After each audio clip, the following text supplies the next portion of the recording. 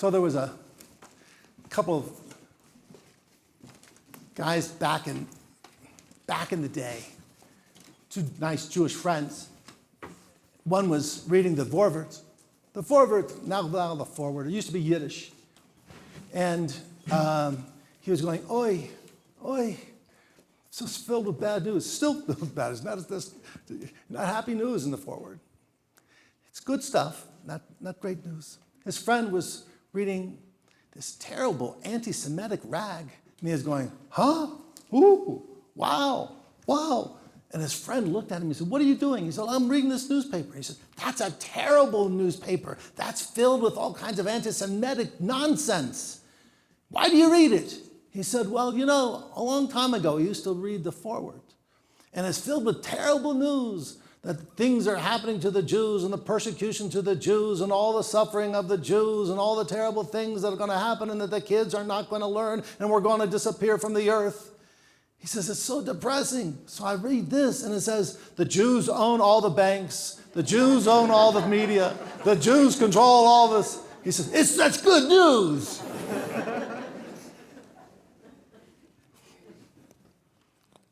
You can find a silver lining in just about anything, but we never give up. The Chofetz Chaim, Rabbi Yisrael Meir HaKohen Kagan, lived the late 19th century, the earliest 20th century. He established a yeshiva in his hometown, Radun, which was a small little town in what is now Poland, used to be, it was Poland, now it's Belarus, had about 1,000 Jews before the Holocaust. When the Soviet Union first arose and took over the region, the ideal for those Jews who were so impoverished and persecuted by the Tsar and just a miserable life, they thought communism was awesome, the ideal of people's rights and workers' rights, and that the people could own the state. So many Jews were attracted to that cause. And what they didn't know then, of course, that the Soviets would turn out to be even worse than the Tsar, but who knew? Well, some of Chofetz Chaim's own students joined the Soviets. And as was expected by all those who joined the party, they renounced their Judaism. Soviet doctrine rejected all religion. For them, a true follower was one devoted only to the interests of the party and the state. One particularly harsh winter, the townspeople of Radun were suffering terribly. Their survival was not certain. Food was scarce, and help from the government was all but non-existent. The yeshiva students were the poorest among the poor, and that winter they were starving.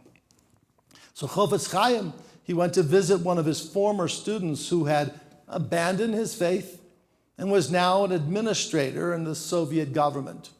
When they met, Chofetz Chaim said, "Good Shabbos, Reb Archik." Reb Archik replied gruffly, "Those so-called holy days of yours are no different than any other day for me." Slightly taken aback, the Chofetz Chaim said, "So you say, but still let me give you a little thought about this week's Torah portion." Archik sniffed, "You know I don't believe in the Torah anymore." "Just the same," said the Chofetz Chaim, "everyone delights in a clever idea.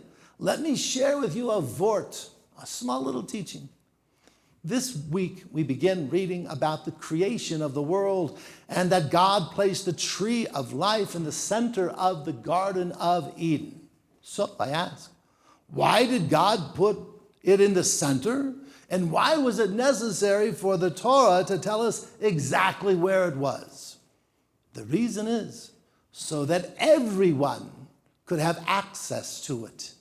There are many ways for someone to reach the tree of spiritual life.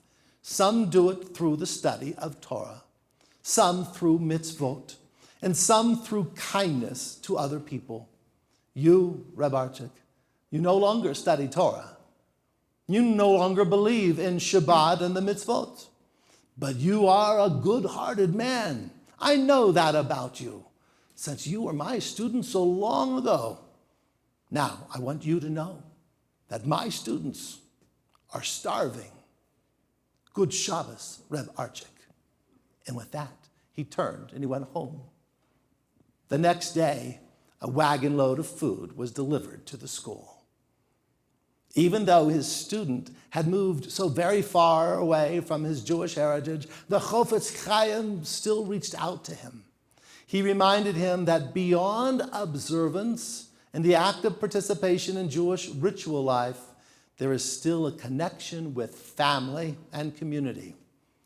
Earlier, we just heard, Alan Markman chanted for us from the Torah these words from Deuteronomy, Atem nitzavim chayom kulchem. You are standing today, all of you, before Adonai, your God.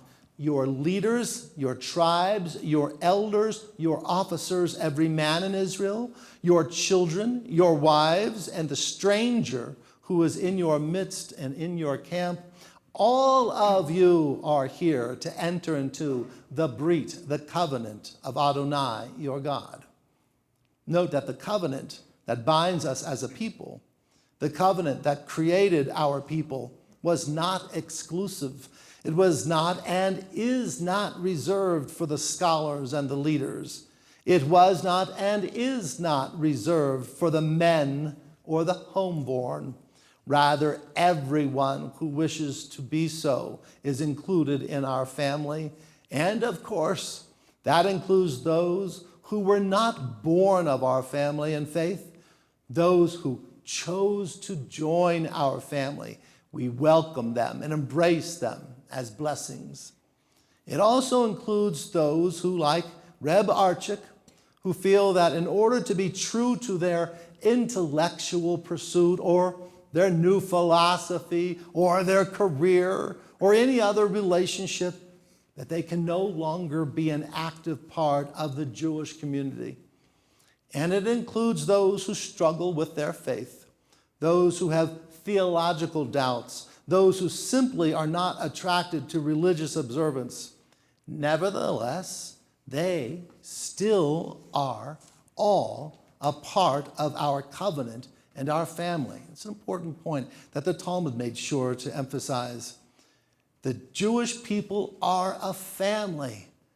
Of course, like any other family, that does not mean we'll always agree with one another.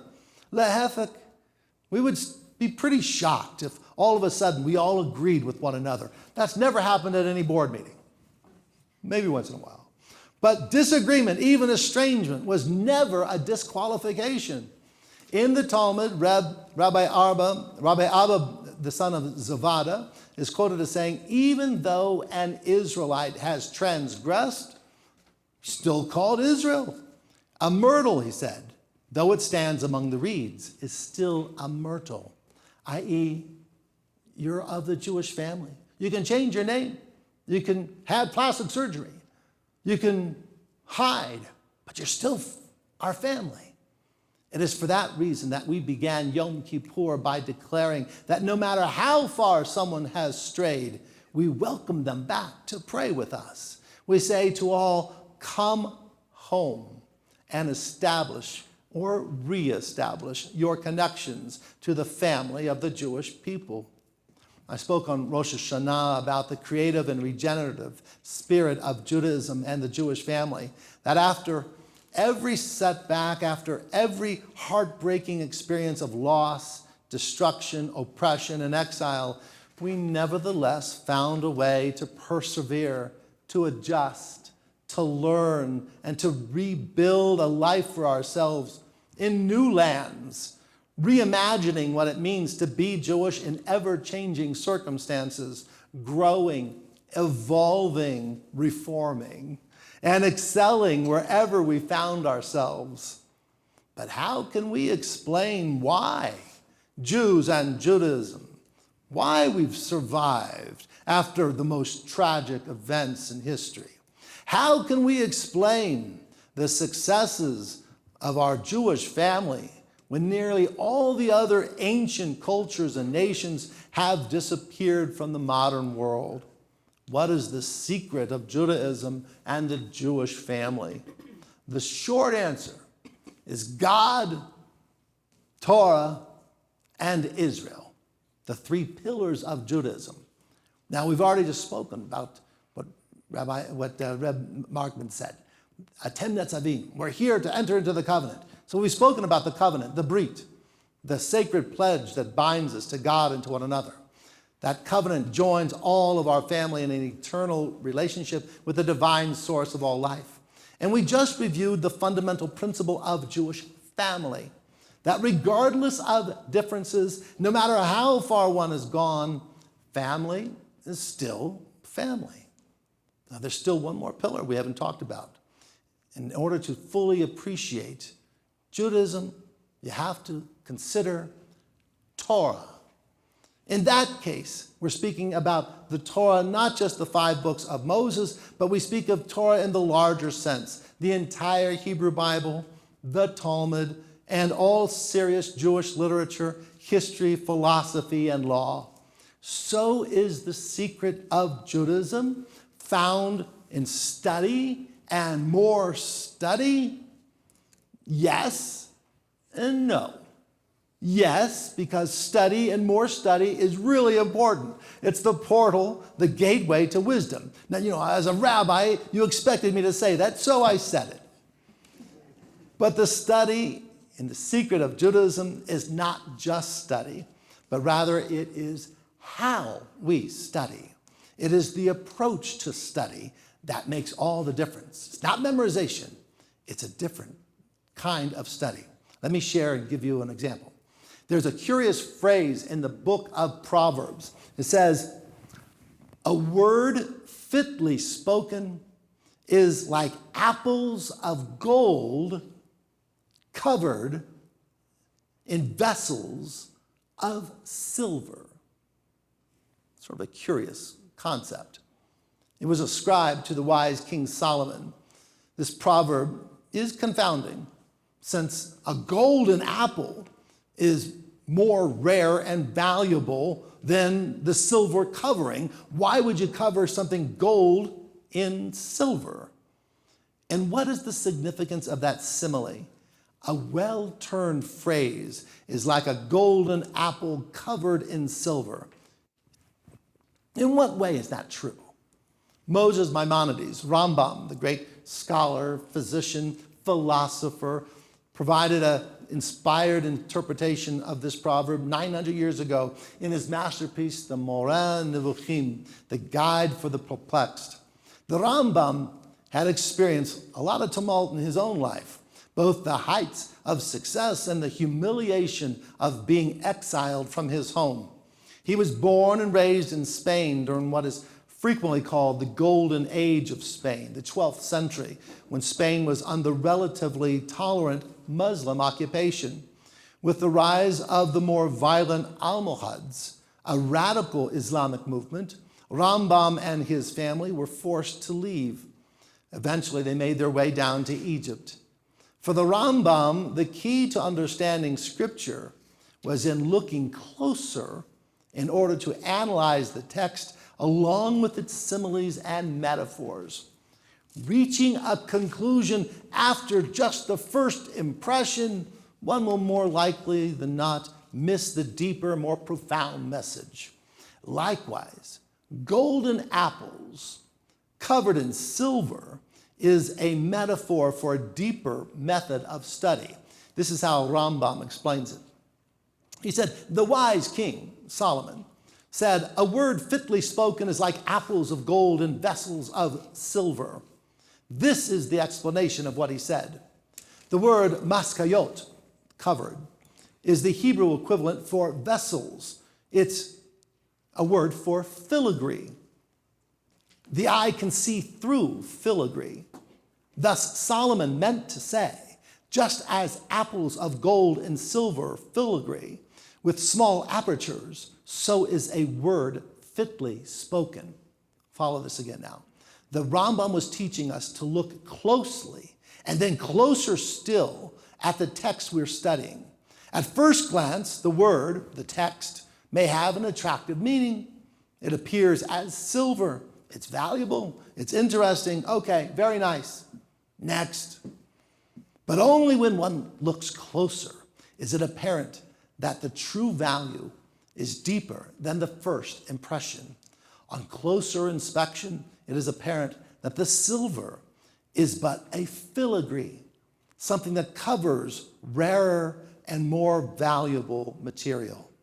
One has to look through the small openings of the filigree to notice that beneath the silver is gold, and so it is with Torah study. Reading the literal text is worthy and valuable, but the real value, the layers of true insight and inspiration, are only evident when you look beyond the surface. When we study, we look first at the original text, whether it is Torah or Hebrew Bible or Talmud or Midrash. But that's only the start. Then we look closer through the filigree and examine the interpretations of generations of commentators, each one with something different to say.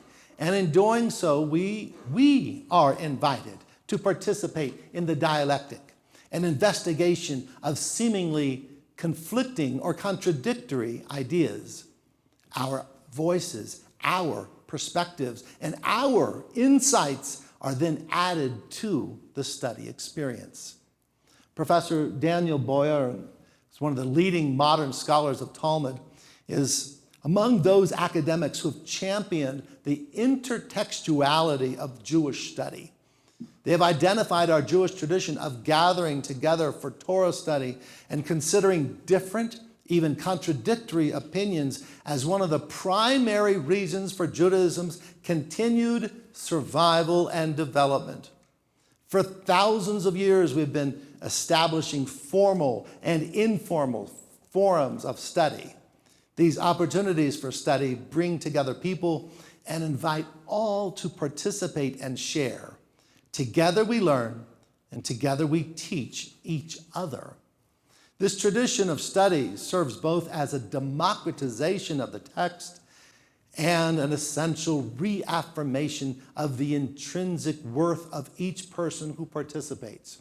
In Boyarin's book, short, sweet, important book called A Traveling Homeland, he describes how the study of Talmud originated in the land of Israel, but only truly developed in the diaspora. In fact, different forms of Talmud study flourished in the Sephardi schools of Spain and the Ashkenazi schools of Central and Eastern Europe. For each, the world of Torah and Talmud study was a traveling homeland, a rich and nurturing community where Jews could spiritually and intellectually develop, where new ideas wrestled with old assumptions, where inspiration was born, minds sharpened, and a sense of connection and continuity was formed. For the past 1,000 years, Jews in Christian Europe and in Muslim lands were forbidden to own property until just the last few decades. They were forbidden to own property, to hold certain professions. Those restrictions impoverished many Jews materially. However, wherever we could carry our Torah, our books, we had the riches of the mind. While Christian and Muslim rulers prevented Jews from reestablishing a secure place in our ancestral home in the land of Israel, wherever we had books, we had a traveling homeland. Wherever we are, it can be eternally Sinai. That is the secret of our success. Though exiled for 2,000 years, we survived and thrived because of our sense of covenant, our sense of family as the children of Israel, and because of our love of deep analytic study. In time,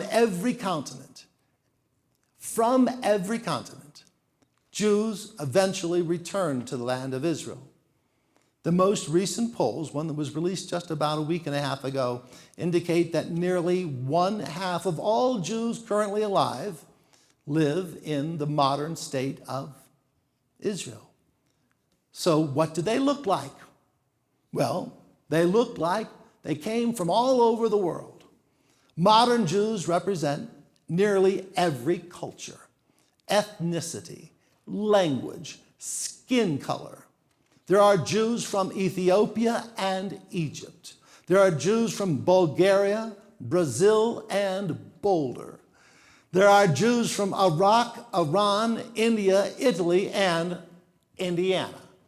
There are Jews from Yemen and Yonkers.